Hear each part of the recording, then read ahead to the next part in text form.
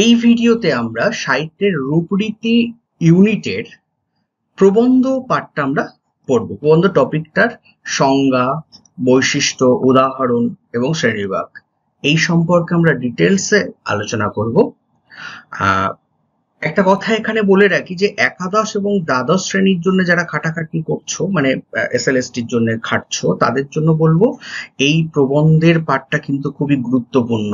সবাই অবশ্যই প্রথম থেকে শেষ পর্যন্ত এই ভিডিওটা ভালো করে দেখবে এবং এই যে ইনফরমেশন আছে সেগুলো কিন্তু গুরুত্বপূর্ণ তোমাদের পরীক্ষার জন্য।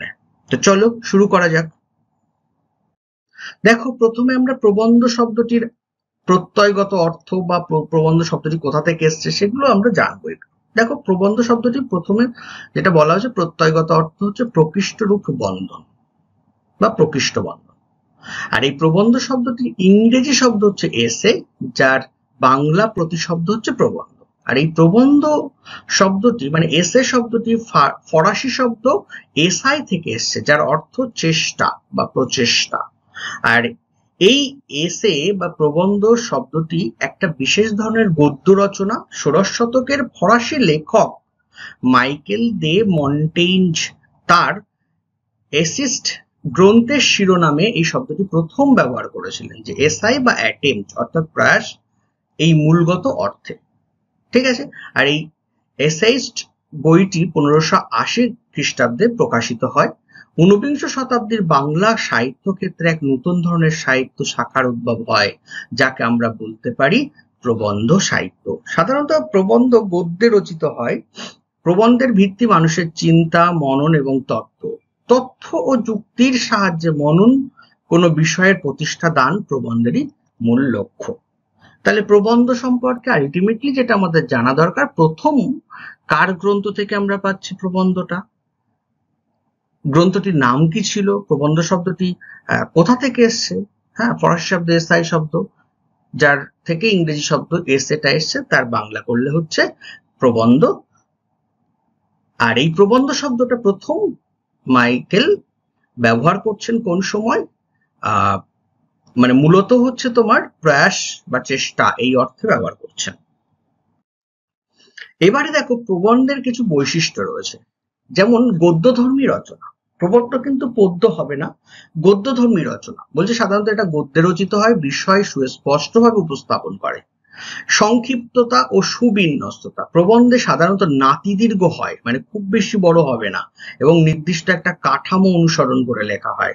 তারপরে কি বলছে দেখো, যুক্তিসম্মত ও বিশ্লেষণ ধর্মী, এতে কোনো বিষয় নিয়ে যুক্তি, বিশ্লেষণ ও ব্যাখ্যার মাধ্যমে পাঠকের কাছে বোধগম্য করে তোলা হয়।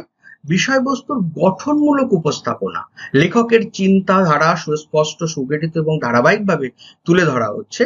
আর উপস্থাপনার স্বাধীনতা, লেখক তার ব্যক্তিগত মতামত ও অনুভূতির প্রকাশের স্বাধীনতা পান। এখানে তার ব্যক্তিগত মতামত হতে পারে, তার অনুভূতি, এই সমস্তগুলো সম্পর্কে সে কিন্তু নিজের মতো করে লিখতে পারেন।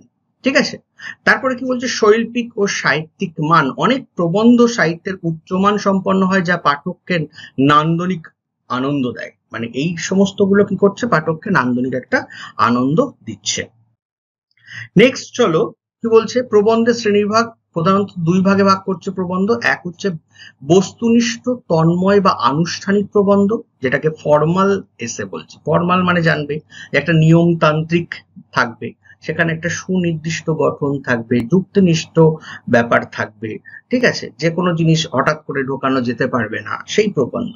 ঠিক আছে, সেটার কথা বলছে। দেখো এখানে কি বলছে, এই ধরনের প্রবন্ধের লেখকের ব্যক্তিগত অনুভূতির চেয়ে বিষয়বস্তুর বিশ্লেষণ বেশি গুরুত্বপূর্ণ। সাধারণত একাডেমিক গবেষণা বা তথ্যভিত্তিক প্রবন্ধগুলি এই শ্রেণীর অন্তর্ভুক্ত। যেমন তত্ত্ববোধিনী ও বঙ্গদর্শন পত্রিকাকে কেন্দ্র করে রচিত অক্ষয় কুমার দত্তের বঙ্কিমচন্দ্র ও রামেন্দ্র সুন্দর ত্রিবেদীর বিজ্ঞান, ধর্ম, দর্শন, সমাজনীতি বিষয়ক রচনাবলী নৈবেক্তিক তন্ময় শ্রেণীর প্রবন্ধের উদাহরণ। নৈবেক্তিক বা তন্ময় শ্রেণীর প্রবন্ধের উদাহরণ যথা পদার্থবিদ্যা, বিজ্ঞান রহস্য, বিজ্ঞান জিজ্ঞাসা, বিচিত্র জগৎ ইত্যাদি। এই সমস্তগুলো কিন্তু বস্তুনিষ্ঠ প্রবন্ধ। ঠিক আছে।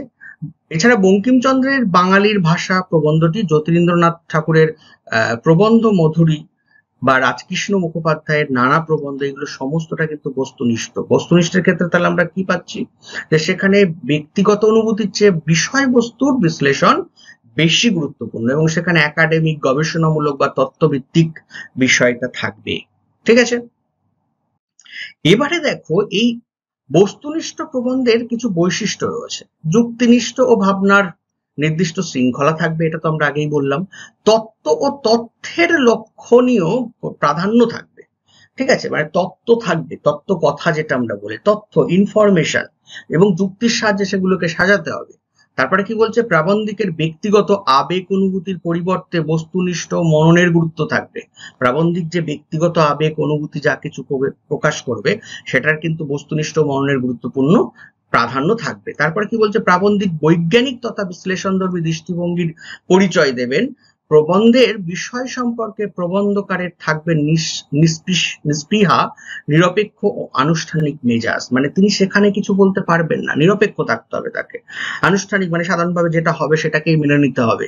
ঠিক আছে, এইরকম ব্যাপারটা থাকবে, কিন্তু সেখানে বিষয়টা প্রাধান্য পাবে। বলছে ভাষা ব্যবহারের সতর্কতা এবং সংযম থাকতে হবে, কারণ একটা শব্দ এমন বসে গেল যেটা হয়তো সেখানে প্রয়োজন নয়, বা সেই বাক্যটারই অর্থ পাল্টে গেল।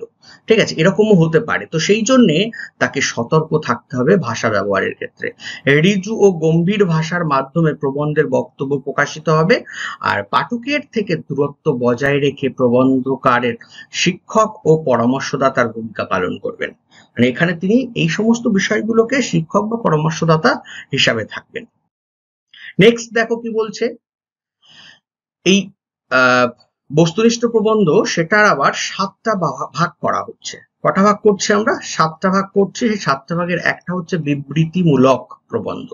কি বিবৃতিমূলক বলছে দেখো, বিবৃতিমূলক বা গল্পাত্মক প্রবন্ধ বলতে বোঝায় সেই রকম প্রবন্ধ যেখানে লেখক কোনো ঘটনা, অভিজ্ঞতা ও কাহিনীর বর্ণনার মাধ্যমে তার ধারণা ও বক্তব্য তুলে ধরবেন। এখানে লেখক নিজের ব্যক্তিগত অভিজ্ঞতাকেই বিষয়বস্তু হিসাবে ব্যবহার করে থাকেন। এটি প্রায়শই একটি ঘটনাচক্রের রূপ থাকে। তাহলে এক বিবৃতিমূলক বা গল্পাত্মক মানে গল্পের ছলে প্রবন্ধটা পর সিকোয়েন্স অনুযায়ী যাবে। সেখানে কিন্তু ঘটনার অভিজ্ঞতা থাকবে, ঘটনা থাকবে, অভিজ্ঞতা এবং কাহিনীর বর্ণনা থাকবে। আর লেখক নিজের ব্যক্তিগত অভিজ্ঞতাকে বিষয়বস্তু হিসাবে ব্যবহার করে থাকবেন। এটি প্রায় ঘটনাচক্রের রূপ ধারণ করবে। যেমন উদাহরণ দেখো, রবীন্দ্রনাথ ঠাকুরের ভূমি, বিভূতিভূষণ বন্দ্যোপাধ্যায়ের যাত্রা বৃত্তান্ত, এসব প্রবন্ধের মধ্যে লেখক নিজের কোনো অভিজ্ঞতা বা স্মৃতিকে বিষয়বস্তু হিসাবে তুলে ধরছেন। এখানে কিন্তু তথ্যটাও থাকছে, তার পাশাপাশি তত্ত্ব যেগুলো তিনি জানেন সেগুলোও কিন্তু তুলছেন। তারপরে আসো 2 নম্বর পার্টে কি আসছে, বর্ণনামূলক প্রবন্ধ। বর্ণনামূলক প্রবন্ধ বলতে সেই ধরনের প্রবন্ধকে লেখক বুঝিয়েছেন যেখানে কোনো ব্যক্তি, বস্তু, প্রতিষ্ঠান বা স্থানের ঘটনার সমগ্র বা কোনো দিকের বর্ণনা প্রদান করে। মানে যে কোনো জায়গার যে কোনো বিষয়ের একটা বর্ণনা এখানে প্রকাশিত হবে। এখানে লেখক বিষয়বস্তু বিভিন্ন দিক নিয়ে বিস্তারিত আলোচনা করে পাঠকের কাছে সেই সম্পূর্ণ ধারণা তুলে ধরার চেষ্টা করবেন। নেক্সট আসছে কি বলছে, ব্যাখ্যামূলক প্রবন্ধ। ব্যাখ্যামূলক প্রবন্ধ বলতে বোঝায় সেই ধরনের প্রবন্ধ যেখানে কোনো কিছুরই সমগ্র অর্থ বা ব্যাখ্যা স্পষ্টভাবে তুলে ধরার চেষ্টা করেন। ব্যাখ্যামূলক প্রবন্ধে লেখক নিজের মতামত প্রকাশ করেন না, বরং বিষয়টির উপর প্রচলিত বিভিন্ন মতামত উল্লেখ করে বাস্তব, যৌক্তিক এবং বৈজ্ঞানিক ভাবে সবচেয়ে সঠিক ব্যাখ্যার দিকে পাঠককে উদ্বুদ্ধ করার চেষ্টা করেন। যেহেতু বস্তুনিষ্ঠ সেহেতু নিজের মতামত কিন্তু এখানে প্রকাশিত হবে না। তারপরে আসছে কি তথ্যমূলক প্রবন্ধ। তথ্যমূলক বা তথ্য ভিত্তিক প্রবন্ধ বলতে বোঝায় সেই রকম প্রবন্ধ যেখানে লেখক কোনো বিষয়ের উপর ভিত্তি করে প্রাসঙ্গিক তথ্য, পরিসংখ্যান এবং উদাহরণের মাধ্যমে বিষয়টি সম্পর্কে বিস্তারিত ধারণা প্রদান করেন। এখানে লেখক নিজের মতামত প্রকাশ করছেন না, বরং শুধুমাত্র বিষয়বস্তু সম্পর্কিত তথ্য উপস্থাপনের মাধ্যমে পাঠকের অবিহিতি বাড়ানোর চেষ্টা করছেন, মানে তাকে জানানোর চেষ্টা করছেন এই সমস্ত ইনফরমেশন গুলোকে তুলে দিয়ে। তারপরে 5 নম্বরে কি আসছে, চিন্তামূলক প্রবন্ধ। চিন্তামূলক বা প্রমেয়মূলক প্রবন্ধ হলো এমন এক প্রবন্ধ যেখানে লেখক কোনো নির্দিষ্ট বিষয়, ব্যাখ্যা বা প্রমেয় নিয়ে নিজের যৌক্তিক চিন্তা ভাবনা ও মতামত প্রকাশ করছেন। এখানে লেখক নিজের বিচার বুদ্ধি ও যুক্তির প্রয়োগ করে বিষয়টি বিশ্লেষণ ও মূল্যায়ন করেন। এছাড়া তিনি নতুন কোনো ধারণা তুলে ধরতে পারেন, কিন্তু সমস্তটাই কিন্তু গবেষণা ভিত্তিক হবে, তথ্যনিষ্ঠা এখানে থাকবে। ঠিক আছে, সেখানে নিজের ভাবধারা মানে যা খুশি তাই সেই সমস্ত বিষয়গুলোকে তোলা সম্ভব বা উচিত নয় বা তুলবে না লেখক। তারপরে আসছে বিতর্কমূলক। বিতর্কমূলক প্রবন্ধ এমন একটি প্রবন্ধ যেখানে বিতর্কিত বিষয়ের উপর দুই পক্ষের মতামত তুলে ধরা এবং পক্ষ বিপক্ষের যুক্তি দিয়ে বিষয়টিকে বিশ্লেষণ করা হবে। ঠিক আছে, বিতর্কমূলক হলো। এরপরে আসুন নীতিকথামূলক। এমন কিছু প্রবন্ধ আছে যার নামেই হয়তো নীতিকথা চলে আসছে। যেমন দেখো, বলছে যে প্রচলিত নীতিকথা এই প্রবন্ধে স্থান লাভ করবে। প্রচলিত যা চলছে, ঠিক আছে, বা দীর্ঘদিন ধরে আগে বলেছে সেই সমস্ত। যেমন নীতিকথা মূল প্রবন্ধের একটি উদাহরণ ধরা যেতে পারে, শ্রম ছাড়া সফলতা আসে না। প্রাচীন কাল থেকে এই শ্রম ছাড়া সফলতা আসে না এই নীতিকথা আমাদের কানে পড়ে আসছে, মানে কানে সবাই বলছে। এই নীতিকথার মাধ্যমে বোঝানো হয়েছে যে কোনো কাজে সফলতা পাওয়ার জন্য কঠোর পরিশ্রম ছাড়া কোনো উপায় নেই, মানে তাকে পরিশ্রম করতেই হবে। যদি কেউ সফল হতে চায় তাহলে তাকে অবশ্যই কঠোর পরিশ্রম করতে হবে। যদি কেউ ভালো ফলাফল পেতে চায় তাহলে তাকে অবশ্যই ভালো করে পড়াশোনা করতে হবে, পরীক্ষায় ভালো করতেই হবে। কোনো ক্রিয়ার দক্ষতা লাভ করতে হলে অবশ্যই নিরলসভাবে অনুশীলন করতে হবে। একইভাবে কোনো কর্মফলের সাফল্য অর্জনের জন্য কঠোর পরিশ্রম ছাড়া উপায় নেই। তাই শ্রম ছাড়া সফলতা আসে না। এই নীতি কথা আমাদের জীবনে কাজে লাগবে। আমরা যদি সফল হতে চাই, শ্রমের বিকল্প নেই, কঠোর পরিশ্রম ছাড়া কোনো সফলতা আসে না। এইভাবে প্রচলিত নীতিকথাকে গুরুত্বপূর্ণ বাস্তবের উদাহরণের সাথে সম্পৃক্ত করে ব্যাখ্যা বা নীতিমূলক প্রবন্ধ লেখা যেতে পারে। তাহলে এইরকম ভাবে এই বস্তুনিষ্ঠ প্রবন্ধকে মোটামুটি 7টা ভাগে ভাগ করা হয়েছে। এই ভাগটা খুব একটা গুরুত্বপূর্ণ নয়। ব্যক্তিগত এবং বস্তুনিষ্ঠ প্রবন্ধ দুটোর মধ্যে যে পার্থক্য বা ব্যক্তিগত এরপরে আমরা পড়বো, সেই দুই প্রকার প্রবন্ধের উদাহরণ সেগুলো একটু কিন্তু মনে রাখতে হবে এবং তার সঙ্গে সঙ্গে বৈশিষ্ট্য। এরপরে আসো ব্যক্তিনিষ্ঠ তো মন্ময় ভাবপ্রধান আত্মগৌরবী প্রবন্ধ বা পার্সোনাল ফ্যামিলিয়ার এসে। এখানে কি বলছে দেখো, লেখকের ব্যক্তিগত মতামত, অনুভূতি ও কল্পনার প্রকাশ বেশি থাকবে। এটি সাধারণত সাহিত্যিক দৃষ্টিকোণ থেকে লেখা হয়। যেমন বঙ্কিমচন্দ্রের বঙ্গদেশের কৃষক, কমলাকান্তের দপ্তর, এগুলো কিন্তু মানে ব্যক্তিগত প্রবন্ধ বা ব্যক্তিনিষ্ঠ প্রবন্ধ, মন্ময় ভাব প্রবন্ধ। ঠিক আছে, এছাড়া রবীন্দ্রনাথের পঞ্চভূত ও বিচিত্র প্রবন্ধ ব্যক্তিগত প্রবন্ধের নিদর্শন রূপে গণ্য করা হয়ে থাকে। তার জীবন স্মৃতি ও ছিন্নপত্র এই মন্ময় ভাব কল্পনায় দীপ্তিতে প্রজ্জ্বল। অন্যান্যদের মধ্যে এই শ্রেণীর প্রবন্ধকার হিসাবে চন্দ্রশেখর মুখোপাধ্যায়, বলেন্দ্রনাথ ঠাকুরের নাম কিন্তু আসছে। এই জন্যই মন্ময় প্রবন্ধকে আরো ব্যক্তিগত বা সাহিত্যিক আত্মকথা বলা চলে। তাহলে মন্ময় প্রবন্ধকে ব্যক্তিগত প্রবন্ধ বা আরো সাহিত্যিক আত্মকথা এই সমস্তগুলো বলছে। কেন বলছে তার কারণটা হচ্ছে এখানে কি হচ্ছে, নিজের মনের মাধুরী মিশিয়ে নিজের মতো করে লেখা সম্ভব। তবে কিন্তু এখানেও বিভিন্ন তথ্য থাকতে পারে, বক্তা লেখকের তার নিজস্ব মতামত থাকবেই। ঠিক আছে, আর এরপরে আসো ভাবনিষ্ঠ বা মন্ময় প্রবন্ধের উদাহরণ হিসেবে রবীন্দ্রনাথ ঠাকুরের বিচিত্র প্রবন্ধ বইটি উল্লেখ করা যেতে পারে। এই বইয়ের ভূমি, শিশু, কালো মেঘ প্রভৃতি প্রবন্ধগুলি তিনি নিজের অভিজ্ঞতা ও অনুভূতির ভিত্তিতে বিষয়গুলোকে তুলে ধরেছেন। তারপরে দেখো কি বলছে, যে ভাবপ্রধান বা মন্ময় প্রবন্ধের বৈশিষ্ট্যগুলো নিম্নরূপ যেগুলো আছে: যুক্তি ও মননশীল পরিবর্তে লেখকের হৃদয়াবেগী প্রাধান্য পাবে এখানে। বিষয়বস্তু লেখকের কল্পনা বা ভাবরসে জারিত হয়ে পাঠকের হৃদয় স্পর্শ করবে। সরস মর্মস্পর্শী আত্মগত ভঙ্গিতে পাঠকের কাছে টেনে নেয় প্রাবন্ধিক। বস্তুনিষ্ঠ প্রবন্ধকারের মতো মন্ময় প্রাবন্ধিক সোচ্চার ও উদ্দেশ্যতাড়িত নন, বরং আত্মমগ্ন ও কিছুটা রহস্যময়। ভাব প্রধান প্রবন্ধ মূলত ব্যক্তিগত ও নৈবেক্তিক নয়। আবেগ ও কল্পনার প্রজ্জ্বলতায় এই প্রবন্ধ লেখকের ব্যক্তিত্বের দর্পণ।